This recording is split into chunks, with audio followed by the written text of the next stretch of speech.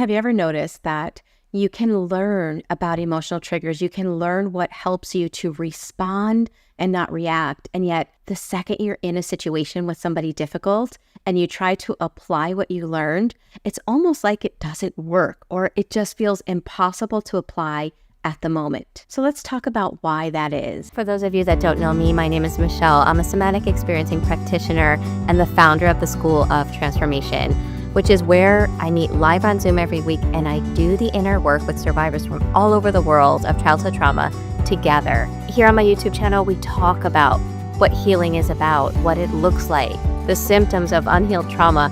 But in the School of Transformation, we do the inner healing together. So if you're ready to take the next step, make sure you join me weekly on Zoom. So let's talk about why it's so hard to apply things like observe, don't absorb. In other words, when people are being difficult, notice it, see it, because we're not blind, right? And it is going to affect us because we're human, but don't absorb it to the point that it causes emotional dysregulation and excess suffering for you. The problem is that when you are triggered, there is a biology to that trigger that is extremely intense. For example, your heart rate increases. Your breathing changes. It becomes shallow and fast and from your chest. Your blood pressure goes up. Blood rushes from your head to your extremities. Your body is flooded with cortisol and stress hormones. In the world of somatic experiencing, we call that activation. Your body is now activated and mobilizing to do something for action. Imagine somebody in a car and their foot is just pounded on that gas pedal and it's foot to the floor. It's at that moment that we often want to apply something that helps us to not react, which makes sense because it's a pattern we can get stuck in. We're dealing with somebody difficult, they trigger us, we react, we go down this cycle of being triggered and reacting in a way that we don't want to. And so it makes sense that at that moment we want to change things. The problem is that if we don't have the capacity to be with all of that that's coming up, then we won't be able to just respond without reacting. This is a topic that we talk about a lot in the School of Transformation. In fact, in one of our upcoming months, we're going to have a whole month dedicated just to working through emotional flashbacks. So if this is something that you struggle with, I want to invite you to come, even if it's just for that month. You can either be a monthly member and join for a month that has a topic that you're interested in, or you can come with us for the year and really commit to transforming from the inside out. So let's talk about how to build capacity. In this video, I'm going to share a little clip from one of our recent group coaching meetings from the School of Transformation where somebody had this exact question come up. Just to give you a little bit of back information, one of the ways that we build capacity is through changing the meaning that a situation is touching on. Here's an example. Let's say I have a difficult parent, right? That is very controlling, that was always controlling my whole life. And anytime I put down a boundary, this parent made me feel as if I was selfish or a bad person. So if that happened in my childhood, that means there's a subconscious belief that if somebody's upset with me when I say no to something, or if I put down a boundary, that means I'm bad, right? And if I have not healed that painful belief is what sets me up to feel triggered when I try to put down a boundary as an adult, especially if the person I'm trying to put down the boundary with is someone that does not respect boundaries or someone that gets angry when I do. I'm going to feel that trigger because what's happening is it's touching on that old painful belief.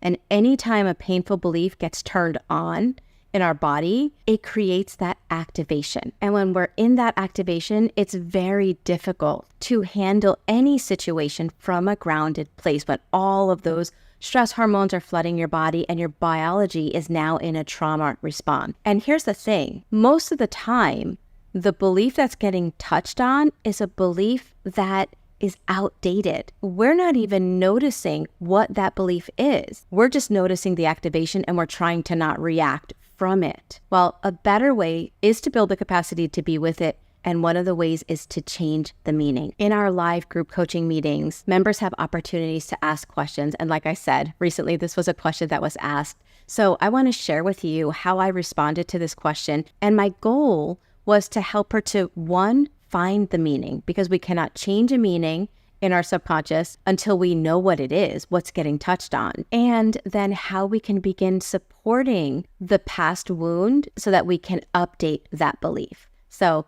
let's watch and see what happened. I have a question about, I had an interaction yesterday, and he thinks that all my issues are from my mother. So in the moment, I couldn't really do any of the things that we're talking about now. But I mean, so is there something that you can do in the moment? Because yeah, I go crazy activated, and then after a bit, I just have to say, I can't talk any longer, and then I have to walk away. Then, the rest of the day I feel it. Last night I didn't sleep well, so I was like, is there something I can do in the moment maybe that would keep that from escalating pretty quick? So I think even before the moment, I would encourage you to look back and ask yourself, because of what he was doing, what meaning might you have unconsciously been, or he unconsciously been touching on? Like, was it because he was not seeing his place? Because he did this, that means what? It's just because I know we've had the same conversation, and it's always, he blames me for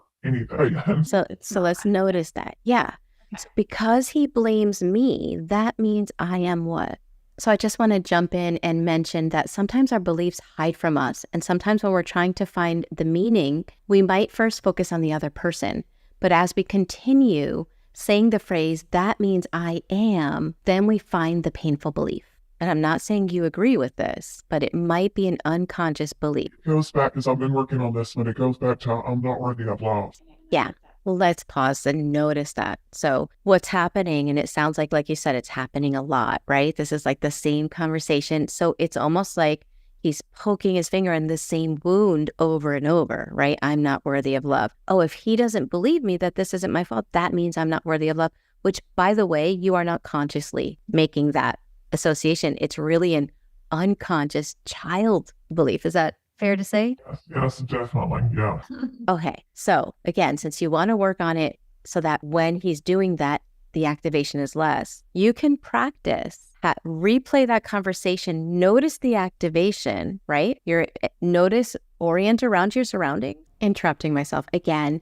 Orienting to our surroundings sounds so simple, but it's so important. When we experience our trauma responses and we have this activation in our body does this kind of somatic time travel where it goes back to the events that caused the original trauma wounds and trauma beliefs, which are normally in our childhood. So when we use our eyes to look around, we're helping our nervous system to see, yes, it feels like it's happening right now, but it's not. Like, oh, there's the activation. Okay, he's not here. You're still going to feel it in your body when you rewind that conversation. So now you have a chance to work on it without him being there, because that's really hard. So now you're building capacity in a more safe way. When that comes up, you can work with it. You can be like, okay, how old is this piece? You can ask it. What do you want me to know? Like, I'm here. Adult me is here with you.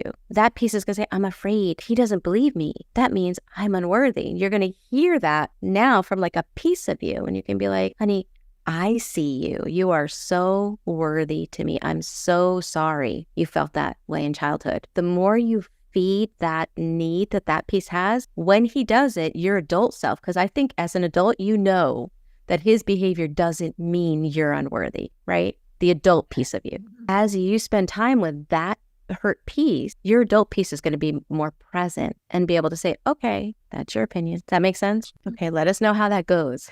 All right, let's go to, okay, so did you notice how we can build capacity? One is finding the meaning, the painful belief that's getting touched on that is usually outside of your conscious awareness, and it's usually something you don't even agree with as the adult you are today. But a child piece was made to feel that way and is maybe still unhealed. Step 2 is learning how to emotionally support that child piece so that our adult self can step in and handle the challenges that we're being faced with from a grounded place instead of a triggered place. Also, did you notice that rather than working on this directly with the difficult person, I encouraged her to work with it just using a recent trigger that she had with this person, rewinding it, playing it again, and working with that activation. That's how we build capacity. Last but not least, I wanted to point out the importance of orienting. It sounds so silly. I think in our last meeting, somebody said, this sounds so silly to just look around and notice, and yet it's so effective.